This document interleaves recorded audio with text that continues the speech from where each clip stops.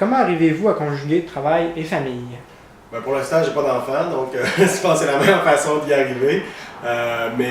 Non, sinon, ben, je vous dirais que c'est ça. Professeur, c'est pas un emploi de 9 à 5, hein, donc c'est pas comme sur une chaîne de montage, puis après 5 heures, on peut passer à autre chose. Là.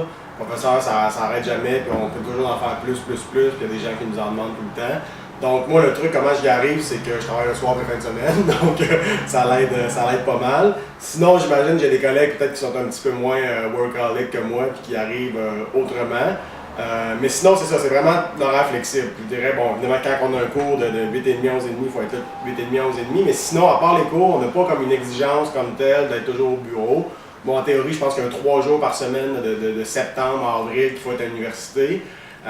Mais sinon, évidemment, on travaille beaucoup à la maison. Donc, c'est vraiment ça le truc, c'est horaire flexible et dans le fond, dès qu'on a un moment, c'est de travailler quand on peut, dans le fond. Puis ça permet effectivement de concilier travail-famille, je pense. Savez-vous si la demande pour les professeurs de droit est élevée? Dans quel sens? Dans le sens emploi, un emploi à l'université. Il y a eu ces dernières années une certaine vague d'embauche. Je vous dirais, là, peut-être moins, les budgets des universités ne débordent pas de surplus. Alors, il y a comme ça des vagues, là, comme je pense à un moment donné, si je ne me trompe pas, dans les années 90, il y avait un peu d'embauche, la année, il y en a eu à nouveau. Alors, ça varie un peu. À l'heure où on se parle, j'ai l'impression que comme il y a eu des embauches pendant les dernières années, c'est pas évident. Bon, évidemment, il y a des départs à retraite qui s'en viennent avec les baby boomers, donc normalement, il devrait y avoir d'autres embauches, peut-être d'ici 10-15 ans, mais c'est pas plein d'embauches. Il y a de la compétition, autrement dit. Peut-être un petit peu moins en droit qu'en d'autres domaines, parce que, bon, en droit, on peut avoir un emploi payant, très payant en droit en étant avocat, alors que pour un politologue, par exemple, ça peut être plus difficile d'avoir un emploi très payant.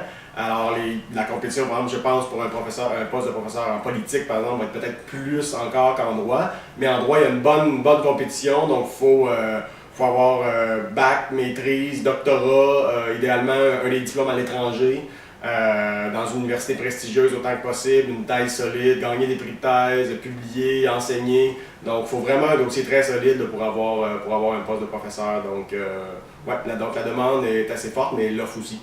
Alors, ça va en conséquence. À quel salaire peut-on s'attendre comme enseignant à l'université?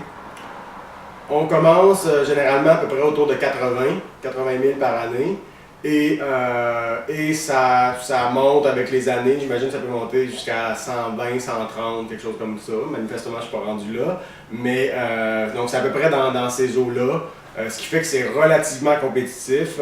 À Sherbrooke, c'est quand même des bons salaires par rapport à ce qui peut exister généralement dans la communauté.